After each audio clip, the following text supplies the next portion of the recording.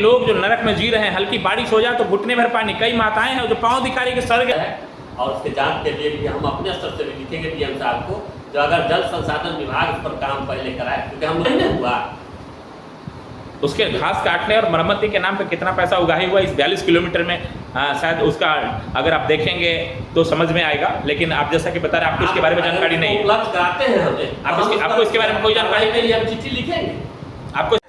बंदरा प्रखंड मुख्यालय की ये तस्वीरें हैं, जहां आप देख सकते हैं सामने ये प्रखंड कार्यालय, सह अंचल कार्यालय बंदरा, और ये सामने बीडीओ का चैम्बर है। और इसके जस्ट बगल में आपको अगर देखेंगे तो ये देखिए प्रमुख पंचायत समिति, और इधर आमनावशी जी का, और ये बगल में देखिए ये मनोज कुमार अध्यक्ष कार्यक्रम क्रियान्वयन समिति के, जो 20 सूत्री के अध्यक्ष हैं वो हैं, उनका ये चैम्बर है।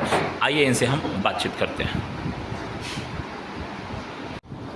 एक सवाल मनोज जी आपसे कि अभी आपके इसी पिलखी से थोड़ा सा आप आगे बढ़ेंगे, एक बहुत व्यापक पैमाने पे जो अनियमितता की गई है आरडब्ल्यूडी और बांध वाला जो जल निगम है उसके द्वारा, आरडब्ल्यूडी अपना रोड नीचे वाला छोड़ करके पीरापुर, जैसे ही पिलखी से आप पूरब की ओर बढ़ेंगे तो बाएं में बहुत चौड़ी सड़क है आरडब्ल्यूडी का, उस सड़क को ना बना करके आरडब्ल्यूडी अधिग्रहण किया है या उसमें एनओसी ले लिया है, ऊपर बांध में रोड बना रहा है। जबकि उस बांध के योजना के नाम पे दो विभाग, एक विभाग तो आरडब्ल्यूडी काम कर रहा है कि हम बांध पे रोड बना रहे हैं, दूसरा जो बांध वाला विभाग है वो शायद जल संसाधन विभाग या उसके अंडर आता है, वो उस विभाग के द्वारा इस बार 42 किलोमीटर रोड का बांध मरम्मती के नाम पे ही पैसा उसके नाम पे भी उठाया गया। हमने एक दिन चलाया भी था कि रात में वहाँ जो घास छिला जा रहा है बांध मरम्मती के नाम पे। क्या वो भ्रष्टाचार नहीं है? देखिए, जो अभी रोड बन रहा है ग्रामीण विकास विभाग से, वो पिलखी से लेकर के शंकरपुर का उसका नामाकरण है, बरगांव टू शंकरपुर। हाँ, बरगांव टू शंकरपुर, तो उसमें बांध भी आता है। और बांध सर नहीं आता है, मैं आपको दुरुस्त कर दूं, बांध उसमें नहीं आता है। बांध एनओसी लिया गया है। बांध चूंकि पिछले बार जिस समय बीना देवी यहाँ से विधायक थी उस समय एनओसी दिलवा करके ऊपर से पास करवा दिया गया था रोड, चूंकि नीचे अतिक्रमण हटाने को लेकर के विवाद फंसा था, उसके बाद उस रोड को छोड़ करके ऊपर ले लिया गया। लेकिन पुनः उसी रोड पे काम करवाना 2018 का एनओसी, जैसा कि जेई हमको बता रहे थे, तो 2018 का एनओसी है हमारे पास उपलब्ध है, चाहिएगा तो हम आपको दे देंगे। 2018 का एनओसी है।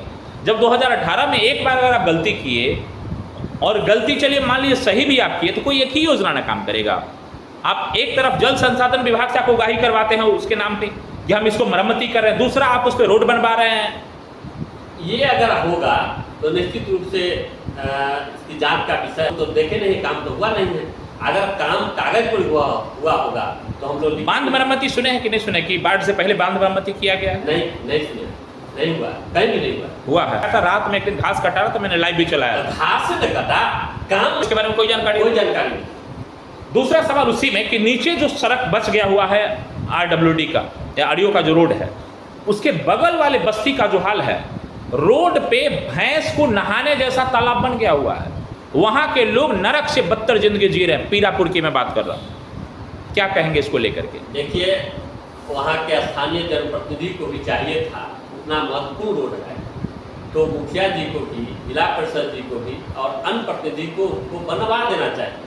जब वो लोग नहीं बनवाए हैं तो आज मैं 15 दिन पहले मेरे पास चिट्ठी है, हम बता देंगे कि मैंने डीएम साहब को लिखा है और डीएम साहब ने उसको जेई को इंडोर्स किए हैं कि इसको जो है से एस्टीमेट बना करके भेजिए। उसको हमने कौन सा पीरापुर वाले रोड का? जी।